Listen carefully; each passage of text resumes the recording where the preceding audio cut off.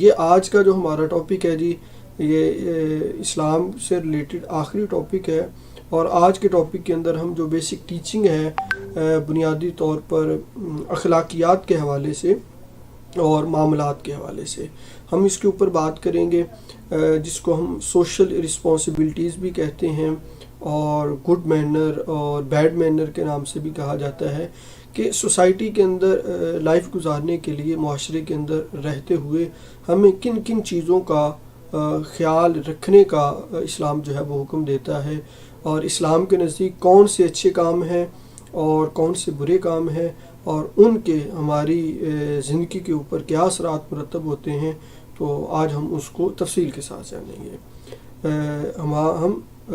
Society کے اندر رہتے ہوئے کچھ عادات یا کچھ کام کر رہے ہوتے ہیں، اپنا رہے ہوتے ہیں، جو اچھے کہلاتے ہیں اور کچھ برے کہلاتے ہیں۔ اس حوالے سے اسلام کا پوائنٹ آف ویو کیا ہے، ہم آج کے ٹاپک کے اندر اس کو جاننے کی کوشش کریں گے۔ اچھا جی، آج کا جو ہمارا ٹاپک، جیسا کہ میں نے اس کا ایک مختصر سا تعارف آپ کے سامنے کرا دیا کہ آج ہم پڑھنے کیا والے ہیں یا کیا پڑھنے کے لیے جا رہے ہیں، تو معاشرتی ذمہ داریاں، سوشل رسپانسبلٹیز کہ کیونکہ ہم نے شروع کے اندر یہ دیکھا ہے کہ اسلام جو ہے وہ ایک یونیورسل ریلیجن ہے، ایک مکمل ضابطۂ حیات ہے، اور یہ ایسا ضابطۂ حیات ہے جو انسانوں کو زندگی گزارنے کا ہر طرح کا جو ہے وہ طریقہ فراہم کرتا ہے، اصول و ضوابط عطا کرتا ہے، جس کے اکارڈنگ جو ہے انسان اپنی ہر طرح کی زندگی کو جو بہتر بنا سکتا ہے۔ تو آج کے ٹاپک کے اندر ہم سوشل لائف سے متعلق جو ہے چیزیں جو ہیں وہ شیئر کرنے جا رہے ہیں، کہ سوسائٹی کے اندر رہتے ہوئے ایک مسلمان کو جو اسلام کا پیروکار ہے، اسلام کا ماننے والا ہے، وہ کن کن چیزوں کا خیال رکھے گا کہ جس کی بدولت وہ ایک اچھا آدمی، اچھا انسان کہلائے گا، اور اگر وہ ان چیزوں کا خیال نہیں رکھتا تو وہ اچھا انسان نہیں بن سکتا۔ تو وہ چیزیں کون کون سی ہیں، ہم ان کو ون بائی ون تفصیل کے ساتھ دیکھتے ہیں۔ ان کو ہم نے دو حصوں کے اندر تقسیم کیا ہوا ہے، ایک گڈ مینر، اچھے آداب ہیں جی، اور ایک بیڈ مینر، کہ جب انسان اچھے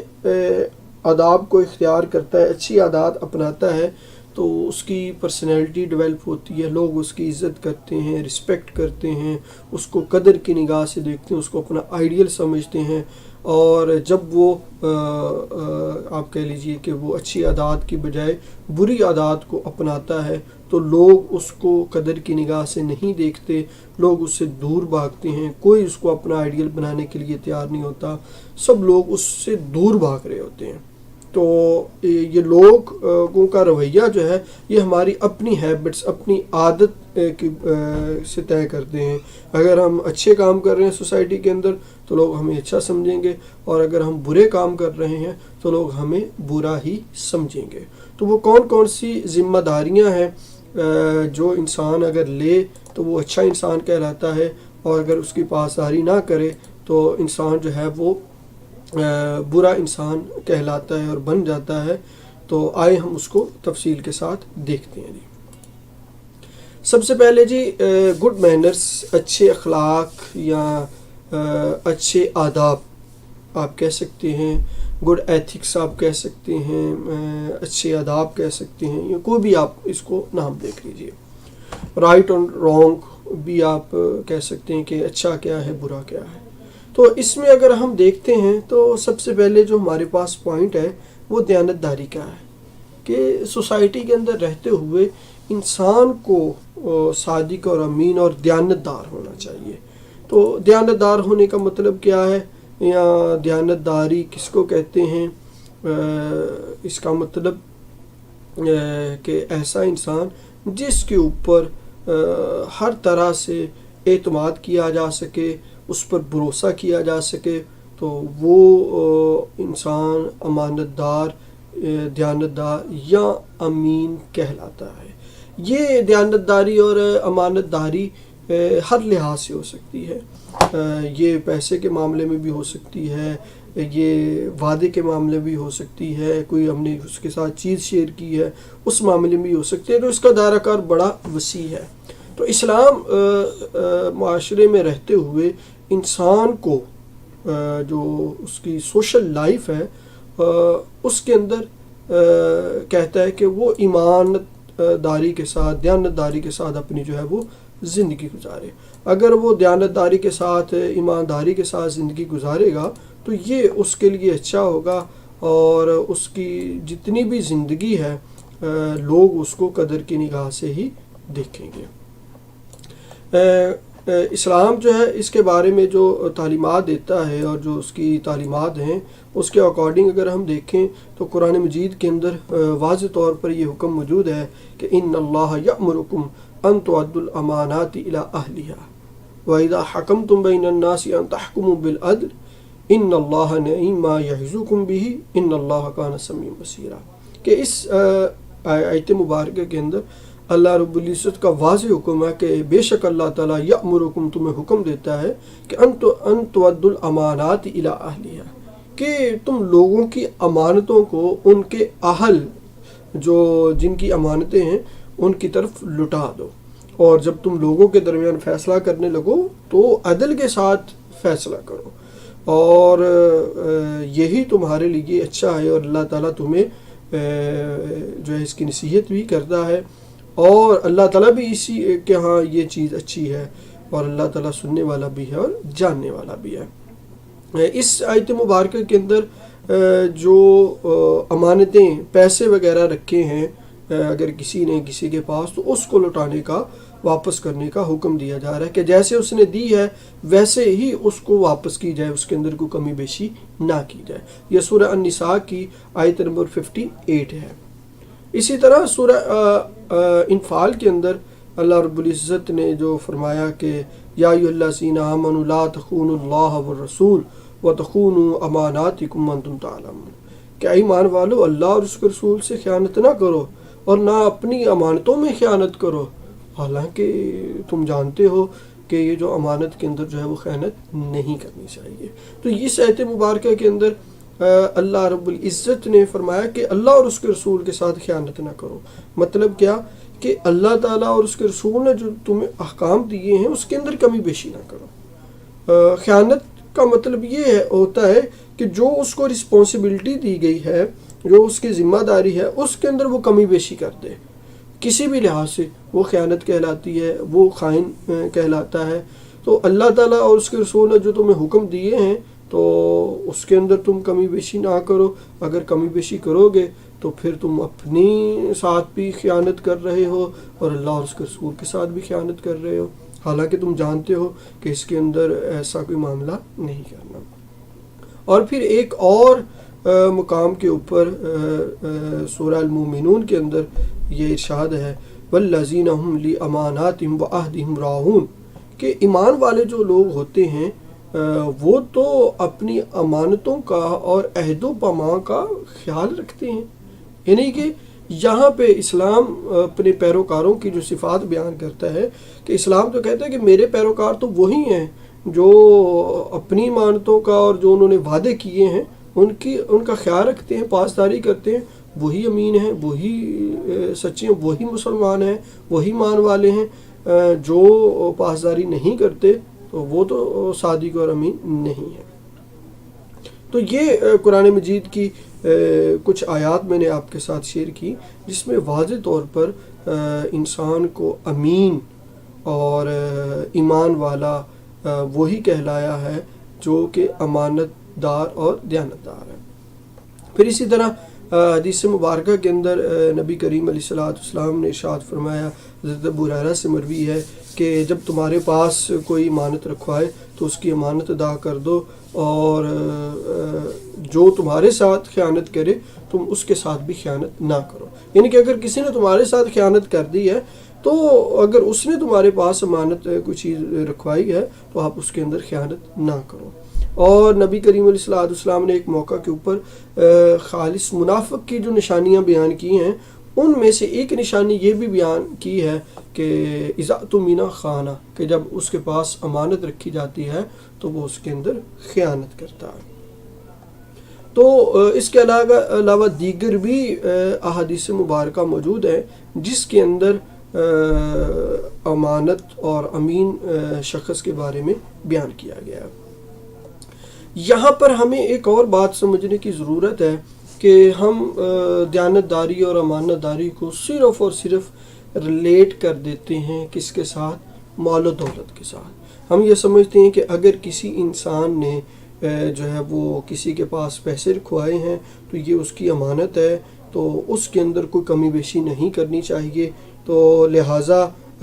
امانت اور دیانتداری کا تعلق صرف پیسے اور مال و دولت کے ساتھ ہے، جبکہ ایسا نہیں ہے۔ امانت اور دیانتداری کی وسعت اور اس کا دائرہ کار بہت بڑا ہے۔ یہ صرف مال و دولت کے ساتھ جو ہے یہ وسیع نہیں ہے، صرف مخصوص نہیں ہے، بلکہ باقی معاملات کے اندر بھی ہے۔ مثال کے طور پر ایک انسان صاحب علم ہے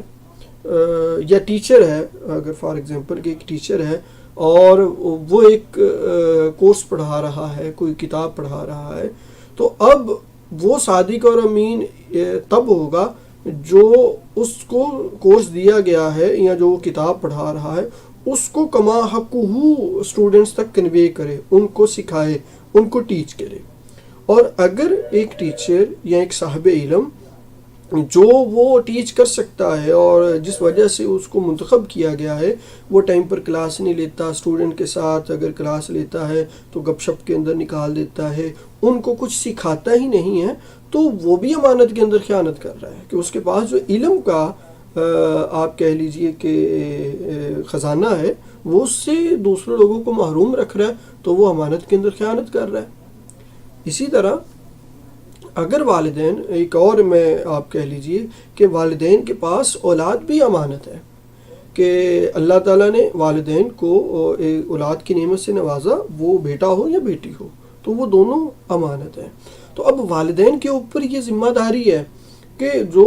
اولاد کے حقوق ہیں، ایجوکیشن ہے، ان کی صحت کا خیال رکھنا ہے، جو بیسک نیڈز ہیں، اس کی اچھی تربیت ہے، وہ والدین اپنی اولاد کو پرووائڈ کریں۔ تو جب پرووائڈ کریں گے تو وہ امانت دار اور دیانتدار ہیں۔ اور اگر وہ لڑکے لڑکی کے درمیان فرق کر رہے ہیں، بیٹے کو زیادہ اہمیت دے رہے ہیں، بیٹی کو کم دے رہے ہیں، تو وہ امانت کے اندر خیانت کر رہے ہیں۔ تو اللہ تعالیٰ نے اس کو نعمت سے نوازا ہے، اس کے اندر وہ کمی بیشی کر رہے ہیں۔ اور اسی طرح اولاد کے پاس والدین بھی ایک بہت بڑی اللہ کی نعمت ہیں۔ تو جس طرح والدین کے لیے ضروری ہے کہ وہ اپنے آپ کہہ لیجئے کہ اولاد کی تربیت اچھی طرح کریں، اسی طرح اولاد کے اوپر یہ ضروری ہے کہ وہ اپنے والدین کا ادب و احترام کریں، ان کی خدمت کریں، ان کی بات مانیں، تو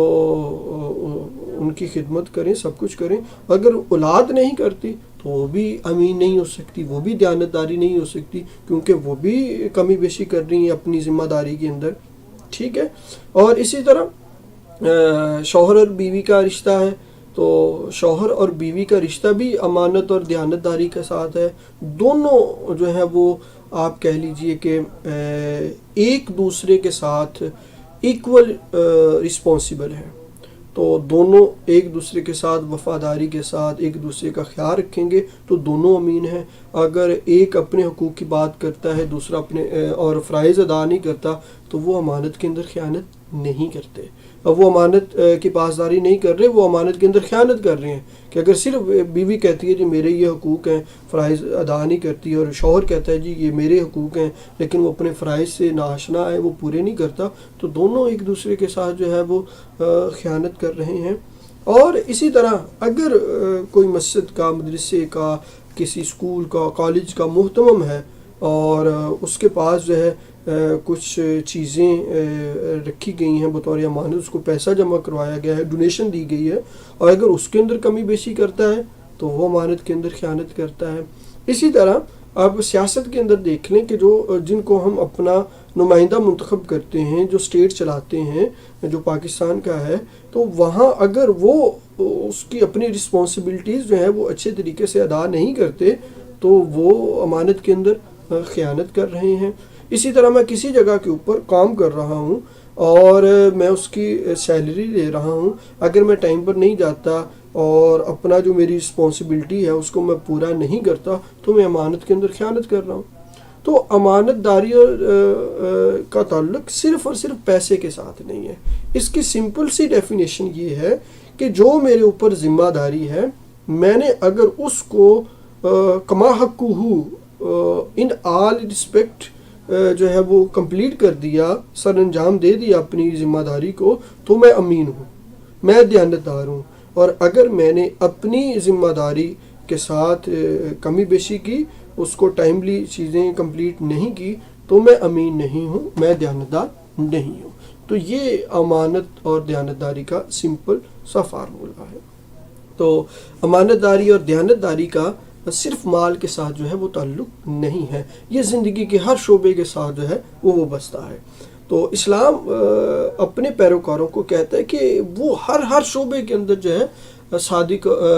امانت دار اور دیانتدار ہونے چاہیے. اسی طرح ایفائے عہد، وعدے کی جو پاسداری ہے، تو وعدے کی پاسداری یہ بہت ضروری ہے. قرآن مجید نے بھی اس کے اوپر واضح طور پر حکم جاری کیا ہے، وَأَوْفُوا بِعَهْدِ اللَّهِ إِذَا عَاهَدتُّمْ وَلَا تَنْقُضُوا الْأَيْمَانَ بَعْدَ تَوْكِيدِهَا، کہ قرآن نے کہا ہے کہ جب تم اللہ سے کوئی عہد کیا ہے تم نے، تو عہد کرنے کے بعد تم اس کو پورا کرو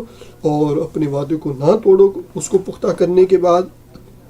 اور ایک اور جگہ پہ فرمایا وَأَوْفُوا بِالْعَهْدِ إِنَّ الْعَهْدَ كَانَ مَسْئُولًا، کہ اپنے وعدے کو پورا کرو، بے شک تمہارے وعدے کے بارے میں پوچھا جائے گا. تو یہ اسی طرح جو پہلی میں نے آیت امانت دیانتداری میں پڑھی وَالَّذِينَ هُمْ لِأَمَانَاتِهِمْ وَعَهْدِهِمْ رَاعُونَ، کہ جو ایمان والے ہیں ان کی صفات میں یہ چیز شامل ہے، ایک تو وہ امانت دار ہیں، دوسرا اپنے وعدوں کی پاسداری کرتے ہیں. تو یہ کہہ لیجئے کہ واضح احکام موجود ہیں جس میں یہ حکم دیا گیا ہے کہ انسان اپنے وعدے کی پاسداری کرے. اب ہم وعدے کی پاسداری کو بھی محدود سمجھ لیتے ہیں. اس سے پہلے میں بات کر دوں حدیث کی روشنی کے اندر، تو نبی کریم علیہ الصلوۃ والسلام نے منافق کی جو نشانیاں، ان میں سے ایک نشانی یہ بھی بیان کی کہ جب بھی وہ وعدہ کرتا ہے تو وعدہ خلافی کرتا ہے. اور اسی طرح دیگر احادیث مبارکہ کے اندر جو ہیں یہ ملتا ہے، ایک حدیث کے اندر ملتا ہے، حضرت ابو سعید خدری رضی اللہ تعالیٰ عنہ آپ بیان کرتے ہیں کہ قیامت کے دن ہر وعدہ خلافی کرنے والے کے پاس ایک جھنڈا ہوگا جو اس کے وعدہ خلافی کی مناسبت سے بلند کیا جائے گا، اور لوگوں کو پتہ چل جائے گا کہ یہ جو ہے وعدہ خلافی کرنے والا انسان تھا. تو ہم وعدہ خلافی کو بھی صرف اور صرف کر لیتے ہیں جی کہ یہ وعدہ میں نے کسی کے ساتھ کمٹمنٹ کر لی ہے تو یہ صرف وعدہ ہے، اور اس کو بھی ہم مال و دولت کے ساتھ ہی اکثر جوڑ دیتے ہیں، جبکہ اس کا دائرہ کار بھی بڑا وسیع ہے. مثال کے طور پر وعدے کی جو چیزیں ہیں، شادی، تو شادی بھی میاں بیوی کا آپس کے اندر ایک ایگریمنٹ ہے، ایک وعدہ ہے کہ ایک دوسرے کا خیال رکھیں گے. اگر وہ ایک دوسرے کا خیال نہیں رکھتے تو وہ وعدہ خلافی کر رہے ہیں. اسی طرح خرید و فروخت جو ہم کر رہے ہوتے ہیں، لین دین کا معاملہ کر رہے ہوتے ہیں، تو لین دین کے اندر ایک بیچنے والا ہے، وہ اپنی چیزوں کو مارکیٹ کرتا ہے اور بتاتا ہے کہ یہ میری چیز ہے، میں نے اتنے دام لینے ہیں، پیسے لینے ہیں، تو اس میں فروخت کروں گا. اور اگر اس کا کوئی عیب ہے اور وہ نہیں بتاتا تو وہ وعدہ خلافی کر رہا ہے. اور اگر کسی نے کہا جی میں اتنے پیسے میں خریدوں گا اور وہ پیسے کم دیتا ہے یا کوئی نقلی پیسے اس کو دے دیتا ہے تو اپنے وعدے کی وہ خلافی کر رہا ہے، وعدہ خلافی کر رہا ہے. اور اسی طرح شراکت ہے، پارٹنرشپ کے اوپر کوئی بزنس سٹارٹ کرتا ہے اور اس میں کوئی ایک دوسرے کو دھوکہ دہی کرتا ہے تو وہ بھی وعدہ خلافی کر رہا ہے. اسی طرح جو ہے جو آپ کہہ لیجئے کہ ہم جاب ہولڈر ہوتے ہیں یا کسی جگہ پہ ہم جاب کر رہے ہیں، سرکاری کوئی ادارہ ہو یا پرائیویٹ کوئی ادارہ ہو، جو ہمارا ایک ڈیوٹی ٹائم ہے کہ صبح اتنے بجے سے لے کر اتنے بجے تک ہم نے کام کرنا ہے، اور اگر ہم ٹائم کے اوپر وہ کام نہیں کرتے یا جاب کے اوپر نہیں جاتے یا جاتے ہیں تو اٹینڈنس لگا کے واپس آ جاتے ہیں، کاغذوں کے اندر اپنے آپ کو شو کر دیتے ہیں، ایکچول کے اندر ہم کام نہیں کر رہے، تو ہمارا اس ادارے کے ساتھ جو ایک وعدہ ہے، ایگریمنٹ ہے کہ میں نے اتنا سرو کرنا ہے اور اتنے کے مقابلے کے اندر بدلے کے اندر میں نے اتنا سیلری لینی ہے. تو اگر میں اس کے اندر کمی بیشی کرتا ہوں، ٹائم پہ نہیں جاتا ہے، جیسا کہ ہمارے عموماً جو گورنمنٹ انسٹیٹیوٹ ہیں وہاں پہ یہ ہمیں چیز دیکھنے کو ملتی ہے کہ صرف اٹینڈنس لگاتے ہیں اور جو کام نہیں کرتے، اور اگر کرتے بھی ہیں تو بس ٹال ٹول کے آ جاتے ہیں، تو وہ وعدہ خلافی کر رہے ہیں، اور اس کے بارے میں کل قیامت والے دن پوچھا جائے گا، اور جو ہے وہ اللہ تعالیٰ کے ہاں جواب دہ ہونا پڑے گا کہ ہم اپنی سیلری کے اوپر تو کوئی کمپرومائز نہیں کرتے، لیکن جو میری رسپانسبلٹیز ہے میں اس کو کرنے کے لیے تیار ہی نہیں ہوں۔ تو اسلام تو کہتا ہے کہ سوشل لائف کے اندر جو تم نے وعدہ کیا ہے، جس طرح کا بھی کیا ہے، جس کے ساتھ بھی کیا ہے، وہ تمہیں ہر صورت کے اندر پورا کرنا پڑے گا، ادروائز تم اچھے مسلمان، اچھے انسان نہیں بن سکتے۔ تو اسی طرح سچائی ہے، سچ بولنا، تو قرآن مجید کے اندر بھی اس کے واضح احکام موجود ہے۔ تو قرآن نے تو یہ کہا ہے کہ یا ایھا الذین آمنوا اتقوا اللہ وکونوا مع الصادقین، کہ ایمان والو اللہ سے ڈرو اور سچے لوگوں کے ساتھ رہو، ٹھیک ہے۔ اور اسی طرح آپ کہہ لیجئے کہ قرآن مجید نے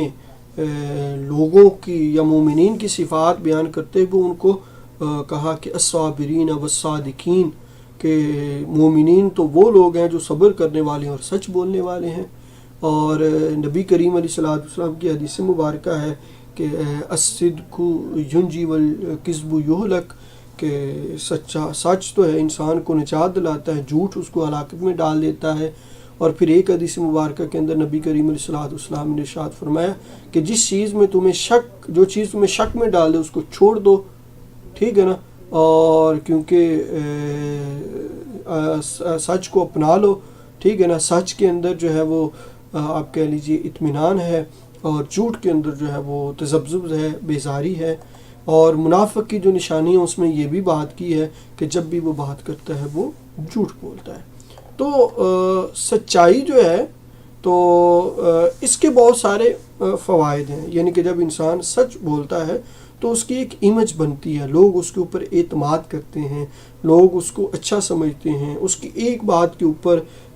سب کچھ کرنے کے لیے تیار ہو جاتے ہیں۔ مثال کے طور پر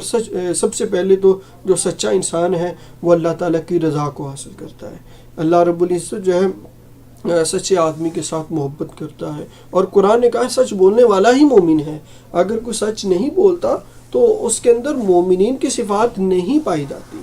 اور پھر قرآنی تعلیمات یا اسلامی تعلیمات کے مطابق یہ ہمیں چیز دیکھنے کو ملتی کہ سچا انسان ہمیشہ پرسکون اور اطمینان کے اندر رہتا ہے، جبکہ جھوٹا انسان ہمیشہ پریشانی کا شکار ہوتا ہے۔ اور یہ کہاوت بھی ہے نا کہ ایک جھوٹ کو چھپانے کے لیے 100 جھوٹ بولنے پڑتے ہیں، کہ انسان جھوٹ پر جھوٹ بولتا چلا جاتا ہے، اور پھر بھی وہ کبھی بھی اطمینان کے ساتھ جو ہے وہ زندگی نہیں گزار پاتا۔ تو سچا انسان ہر وقت وہ سکون میں رہتا ہے، اور سچا انسان جو ہے وہ اپنی منزل کو پا لیتا ہے، جھوٹا کبھی بھی اپنی منزل کو نہیں پا سکتا۔ اسی طرح جو سچا انسان ہوتا ہے وہ لوگوں کی نظروں کے اندر بڑا محبوب ہوتا ہے، لوگ اس کی آپ کہہ لیجیے کہ عزت کرتے ہیں، لوگ اس کو جو ہے وہ قدر کی نگاہ سے دیکھتے ہیں، اس کی ایک بات کے اوپر فوری طور پر آ جاتے ہیں، اس کی مدد کرتے ہیں، اس کے ساتھ بیٹھنے کو پسند کرتے ہیں، ان کو اپنا آئیڈیل بنانا پسند کرتے ہیں۔ تو سوسائٹی کے اندر اس کا ایک اچھا نام ہوتا ہے، اور سچ بولنے کے ساتھ اللہ تعالیٰ جو ہے وہ رزق کے اندر بھی برکت عطا کرتا ہے۔ تو سچائی، سچ بولنا، جو سچا انسان ہوتا ہے اس کی تعریف اپنے تو کرتے ہی ہیں لیکن دشمن بھی کرتے ہیں، جیسے کہ نبی کریم علیہ السلام کے جو لوگ تھے، دشمن تھے قریش مکہ، وہ آپ کو جو ہے وہ آپ کے اوپر طرح طرح کے الزام تو لگاتے تھے، لیکن اس کے باوجود جو ہے آپ کو نبی نہیں مانتے تھے، لیکن اس کے باوجود آپ کو صادق اور امین ضرور مانتے تھے۔ وہ کہتے ہیں کہ یہ ایسا انسان ہے، ایسی پرسنالٹی ہے جنہوں نے کبھی بھی جھوٹ نہیں بولتا۔ تو اسلام تو یہ کہتا ہے کہ مسلمان ایسا ہوتا ہے کہ جو کبھی بھی جھوٹ نہیں بولتا، اور اس کی گارنٹی اپنے تو دیتے ہی ہیں لیکن دشمن بھی اس کی گارنٹی دیتے ہیں کہ یہ انسان بہت اچھا ہے۔ تو سچائی ہمیں ہر وقت ہر موقع کے اوپر اپنے ساتھ بھی سچ بولنا چاہیے، اپنے والدین کے ساتھ بھی سچ بولنا چاہیے، اپنے بیوی بچوں کے ساتھ بھی سچ بولنا چاہیے، اپنے دوست احباب کے ساتھ بھی سچ بولنا چاہیے، جہاں پر بھی جو بات ہو وہ سیدھی اور صاف کرنی چاہیے۔ ہو سکتا ہے کہ جب ہم سچ بولیں وہ کچھ وقت کے لیے ہمارے ساتھ پریشانی کا باعث بنے، لیکن اس کے بعد اطمینان اور سکون ایسا ہوگا کہ ہمیں کسی چیز کی فکر کرنے کی ضرورت نہیں ہوگی، کیونکہ سچے انسان کے ساتھ اللہ تعالیٰ ہوتا ہے، جھوٹے کے ساتھ اللہ کی مدد شامل ہاتھ نہیں ہوتی۔ اسی طرح عدل و انصاف، عدل و انصاف کے ساتھ کام لینے والا انسان بڑا اہم ہوتا ہے۔ تو قرآن مجید تو کہتا ہے کہ جو ظلم کرنے والے ہیں، عدل سے کام نہیں لینے والے، تو اللہ تعالیٰ تو ان کو ہدایت ہی نہیں دیتا۔ ان اللہ لا یہدی القوم الظالمین، کہ اللہ ظالموں کو جو ہے وہ تو ہدایت ہی نہیں دیتا۔ ظالم کو کس کو کہتے ہیں؟ جو عدل و انصاف کی پرواہ نہیں کرتا، ٹھیک ہے۔ اور قرآن نے کہا ہے یا ایھا الذین آمنوا کونوا قوامین للہ شہداء بالقسط، کہ اے ایمان والو تم کھڑے ہو جاؤ اللہ کے لیے اور انصاف کے لیے۔ اور آگے جا کے فرمایا اعدلوا هو اقرب للتقوی، کہ تم عدل کرو اور یہ تقوی کے زیادہ قریب ہے۔ اور پھر ایک موقع پہ فرمایا سورہ نحل کے اندر ان اللہ یأمر بالعدل والاحسان، کہ اللہ تعالیٰ تو تمہیں عدل اور احسان کرنے کا حکم دیتا ہے۔ اسی طرح دیگر آیات کے اندر بھی جو ہے نبی کریم علیہ الصلوۃ والسلام دیگر آیات کے اندر عدل کرنے کا حکم موجود ہے۔ اور پھر حدیث مبارکہ کے اندر بھی یہ بڑی معروف حدیث مبارکہ ہے کہ خطبہ حجۃ الوداع کے موقع کے اوپر نبی کریم علیہ الصلوۃ والسلام نے اسی عدل و انصاف کا اعلان کرتے ہوئے کہا کہ کسی عربی کو، کسی اجمی پر، کسی گورے کو، کسی کالے کے اوپر کوئی فضیلت حاصل نہیں ہوگی سوائے تقوی اور پرہیزگاری کے۔ اور پھر نبی کریم علیہ الصلوۃ والسلام کے پاس ایک قبیلہ بنی مخزوم کی عورت کا کیس آیا تھا جس نے چوری کی تھی، اور ان کی سفارش کی گئی، تو نبی کریم علیہ الصلوۃ والسلام نے فرمایا کہ اگر اس کی جگہ میری اپنی بیٹی بھی ہوتی تو میں اس کو سزا ضرور دیتا۔ یعنی کہ عدل و انصاف کے موقع کے اوپر جہاں بھی کوئی آیا نبی کریم علیہ الصلوۃ والسلام نے اس کے اندر کوئی کمی بیشی نہیں کی۔ تو ہم جو ہے وہ عدل و انصاف بھی یہ سمجھتے ہیں کہ صرف اس کا تعلق جو ہے وہ آپ کہہ لیجئے کہ صرف عدالت کے ساتھ ہے، نہیں، عدالت کے ساتھ اس کا بالکل بھی تعلق نہیں ہے۔ صرف ہم یہ سمجھتے ہیں کہ عدل کا کام صرف جج نے کرنا ہے، کسی اور نے نہیں کرنا۔ عدل و انصاف کی رسپانسبلٹی ہر ایک انسان کے اوپر ہے، ہر ایک مسلمان کے اوپر ہے، کہ اگر مجھے اللہ تعالیٰ نے وقت دیا ہے، مثال کے طور پر میں ایک اسٹوڈنٹ ہوں اور میرا کام ہے کہ میرے پاس جو والدین میرے اوپر انویسٹ کر لے ہیں، مجھے پڑھنے کے لیے وقت دے رہے ہیں، میری فیسیں پے کر رہے ہیں، اور اگر میں پڑھائی ٹھیک سے نہیں کرتا تو میں اپنے ساتھ بھی عدل نہیں کر رہا، اپنے والدین کے ساتھ بھی عدل نہیں کر رہا، ٹھیک ہے، کیونکہ اپنے والدین کے ساتھ بھی دھوکہ کر رہا ہوں، ٹھیک ہے نا، جھوٹ بول رہا ہوں، یہ جو اوپر والی چیزیں ہیں وہ، اور میں اپنے ساتھ بھی عدل نہیں کر رہا، اپنے اساتذہ کے ساتھ بھی عدل نہیں کر رہا۔ اگر میں ایک ٹیچر ہوں تو میں اگر ٹھیک طرح سے نہیں پڑھا رہا تو نہ میں اپنے ساتھ عدل کر رہا ہوں، نہ اپنے اسٹوڈنٹ کے ساتھ عدل کر رہا ہوں۔ اگر میں آپ کہہ لیجئے کہ والد ہوں، اپنی رسپانسبلٹی ادا نہیں کر رہا تو اپنے بچوں کے ساتھ عدل نہیں کر رہا۔ اگر میں ایک بچہ ہوں اور اپنے والدین کا ادب و احترام نہیں کر رہا تو میں ان کے ساتھ عدل نہیں کر رہا۔ تو یہ عدل کا دائرہ کار بڑا وسیع ہے۔ اسی طرح معاشرتی عدل و انصاف کہ سوسائٹی کے اندر جو رنگ و نسل، جو ذات پات کا ہے یا علاقے کا ہے، جی یہ میرا ذات کا ہے، یہ میری برادری کا ہے، اس کی میں نے اہمیت دینی ہے، اس کو میں نے سپورٹ کرنا ہے، چونکہ میرے یہ ذات پات کا نہیں ہے، یہ میری برادری کا نہیں ہے، لہذا اگر یہ حق پر بھی ہے تو میں نے اس کو سپورٹ نہیں کرنا۔ تو یہ ایسا کرنے سے بھی منع کیا گیا۔ جو حق پر ہے، جس کا رائٹ بنتا ہے، چاہے وہ آپ کی برادری کا ہے یا نہیں ہے، چاہے آپ اس کو جانتے ہیں یا نہیں ہیں، آپ سوشل لیول کے اوپر اس کو سپورٹ کریں۔ اگر کسی کی غلطی ہے، وہ چاہے میرا بھائی ہے، میرا رشتہ دار ہے، میرے برادری کا ہے، یا جو بھی ہے، آپ کہیں کہ وہ غلط ہے۔ اسی طرح قانون کسی حاکم کے پاس آپ کہہ لیجیے کوئی فیصلہ جاتا ہے تو وہ یہ فیصلہ کرے کہ جو اس کے پاس ثبوت آتے ہیں. یہ نہیں ہے کہ وہ اس کا جاننے والا ہے، کسی نے سفارش کر دی ہے تو لہٰذا فیصلہ نرم کر دیا جائے. اب اس کے سفارش کرنے والا کوئی نہیں ہے، اس کو سپورٹ کرنے والا کوئی نہیں ہے تو لہٰذا اس کو سخت سے سخت سزا دی جائے. تو یہ قانونی عدل و انصاف بھی ہمیں اس کا بھی خیال رکھنا چاہیے. اسی طرح سیاسی عدل و انصاف. تو سیاسی عدل و انصاف کے اندر بھی یہ ہے کہ ہم نے جو اپنے نمائندے منتخب کیے ہیں تو اب ان کو جب وہ پاور کے اندر آ گئے ہیں، طاقت کے اندر آ رہے ہیں، تو پھر قبائلی طبقات یا صوبائی سطح کے اوپر، کیونکہ یہ فلاں، یہ پنجابی ہے، یہ سندھی ہے، یہ بلوچی ہے، یہ پختون ہے، یہ فلاں ہے، یہ فلاں ہے، تو لہٰذا ان کو میں نے جو ہے نا سپورٹ نہیں کرنا. اس علاقے کے اندر میں نے جو ہے ویلفیئر کا کوئی کام نہیں کرنا کیونکہ وہ دوسرے ہیں، تو لہٰذا وہاں پہ میں نے زیادہ ویلفیئر کا کام کرنا ہے. تو یہ جو تعصبات ہیں مختلف رنگ و نسل کے اور علاقہ جات کے، تو اس کو بھی جو ہے ہمیں ختم کرنا چاہیے.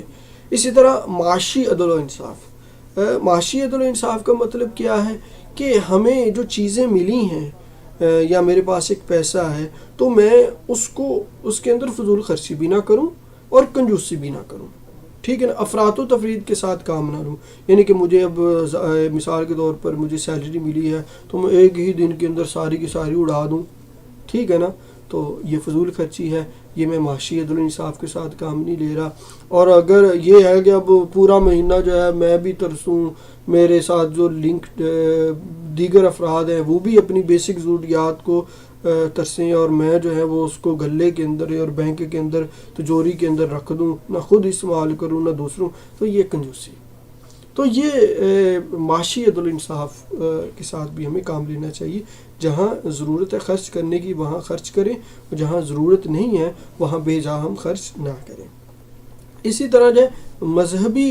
عدل و انصاف. کیا مذہبی عدل و انصاف؟ کیا کہ جو اللہ اور اس کے رسول نے ہمیں تعلیمات دی ہیں تو ہمیں جو صحیح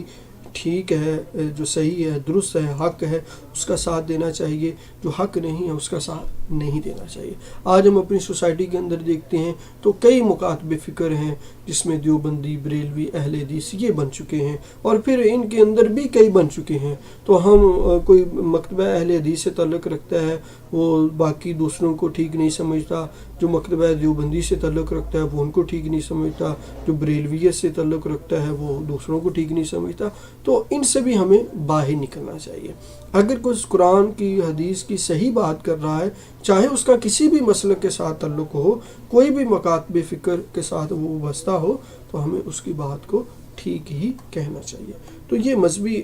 آپ کہہ لیجیے کہ عدل و انصاف سے ہمیں بھی کام لینا چاہیے. تو اسلام اپنے پیروکاروں کو پابند کرتا ہے کہ وہ اپنے ساتھ بھی عدل کریں اور اب ان کے ساتھ جو لوگ بھی جڑے ہوئے ہیں ان کے ساتھ بھی جو ہے وہ عدل و انصاف کریں. اسی طرح احترام قانون کی اگر ہم بات کرتے ہیں تو احترام قانون تو اسلام تو کہتا ہے جی قانون کی پاسداری کرو. ہم یہ کہتے ہیں کہ قانون تو ہوتے ہی توڑنے کے لیے ہیں. ہم سمجھتے ہیں ہم ٹریفک کے قوانین کو فالو نہیں کرتے، بس اشارہ توڑ کر چلے جاتے ہیں. ہم رائٹ اور رانگ ٹرن کا بالکل نہیں خیال کرتے. غلط ڈائریکشن کے اندر ٹریفک پر رواں دواں ہوتے ہیں، جو بالکل بھی پرواہ نہیں کرتے، بے احتیاطی کرتے ہیں، جس سے پھر ایکسیڈنٹ ہوتے ہیں اور اپنی اور لوگوں کی زندگی ہم داؤ پر لگا دیتے ہیں. اسی طرح جو ہے آپ دیکھ لیجئے کہ جو حکومت کی طرف سے ایک ذمہ داری آرڈر آتے ہیں، مثال کے طور پر کووڈ-19 کے اندر جو ماسک پہننے کا کہا گیا، سوشل ڈسٹینس کا کہا گیا اور باقی جو چیزیں ہیں، تو ہم اگر اس کو فالو نہیں کر رہے تو ہم احترام قانون نہیں کر رہے. جبکہ ہمارا مذہب یا اسلام جو ہے یہ اپنے فالورز کو یہ کہتا ہے کہ کوئی بھی قانون ہو تم نے اس کی پاسداری ضرور کرنی ہے. کسب حلال، حلال روزی کمانا اور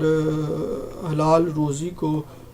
کمانے والے کو قرآن نے یہ کہا ہے کہ وہ حدیث کے اندر آتا ہے القاسم حبیب اللہ کہ وہ اللہ کا دوست ہے، اور قرآن نے بھی کہا ہے کہ بہت ساری آیات ہیں جس میں یہ حکم موجود ہے کہ تم جو ہے حلال اور صحیح طریقے کے ساتھ طیب چیزیں کھاؤ، پاکیزہ چیزیں کھاؤ، اور جو باطل کے راستے ہیں ان کو تلاش نہ کرو۔ تو ہمیں ایک اچھی روزی اور صحیح طریقے کے ساتھ جو ہے وہ رزق کو کمانا چاہیے۔ تو کسب حلال کے اندر مثال جو میں نے پہلے اگزامپل دے دی ہے، میں دوبارہ ریپیٹ نہیں اب کروں گا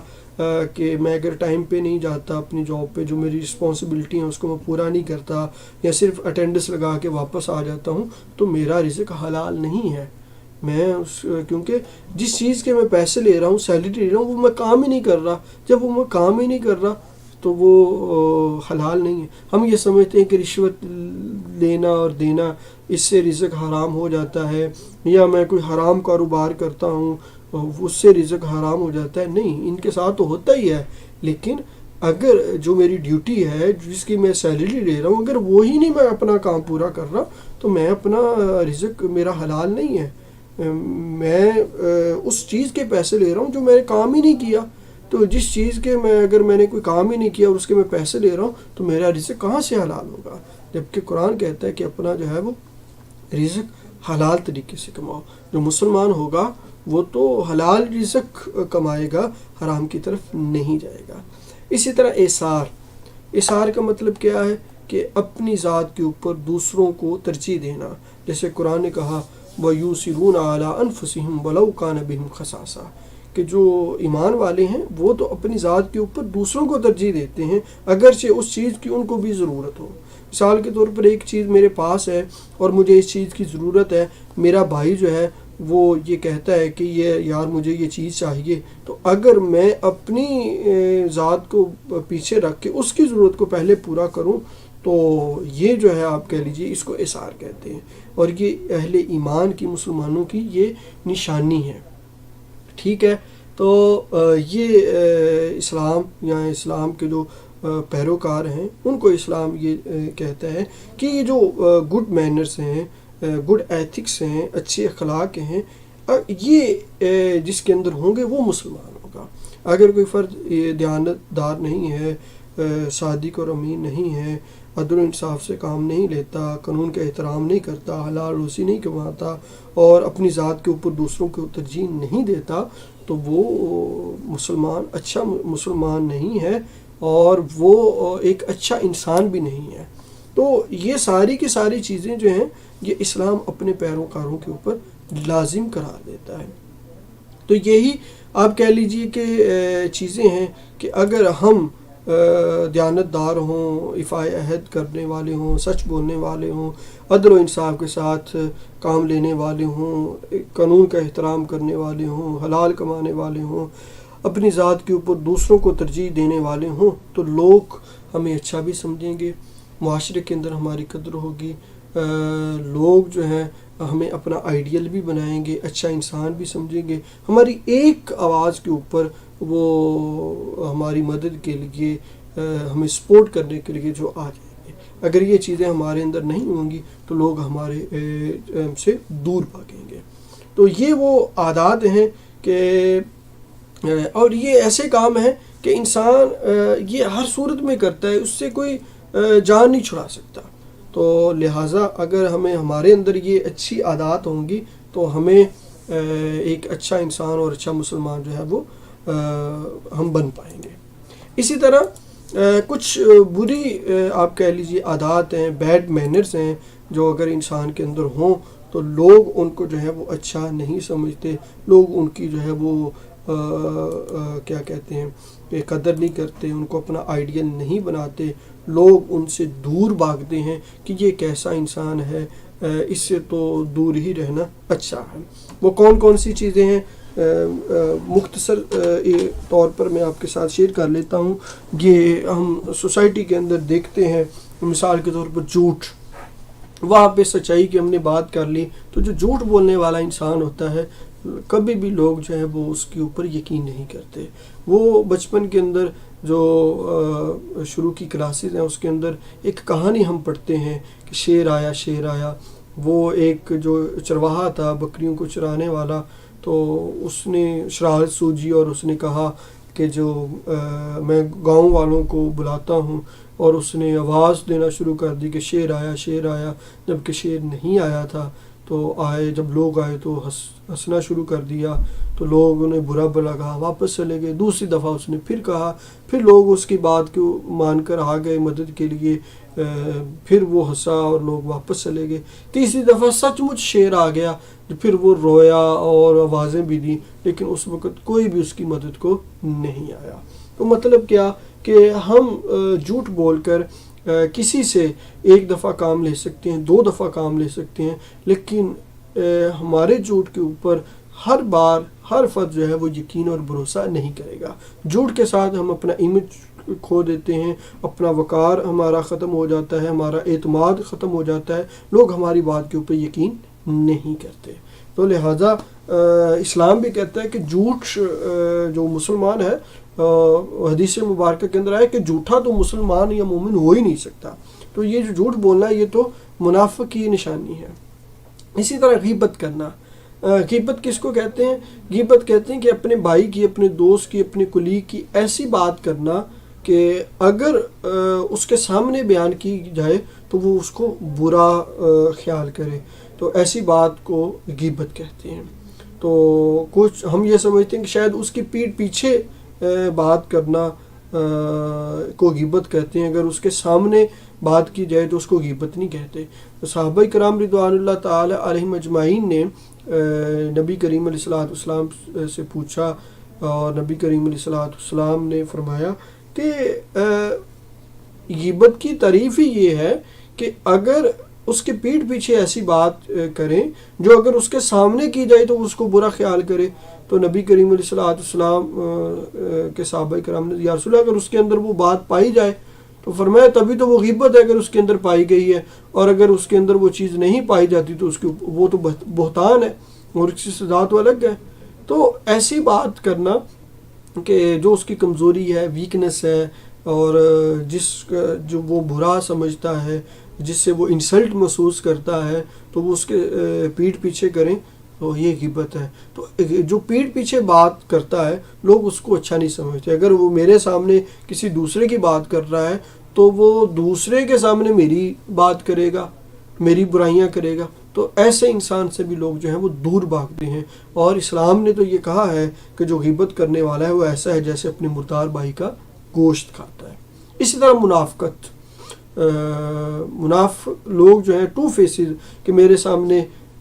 میرا اور کسی اور کے سامنے کسی اور کا، تو اس طرز عمل کو لوگ بہت برا سمجھتے ہیں کہ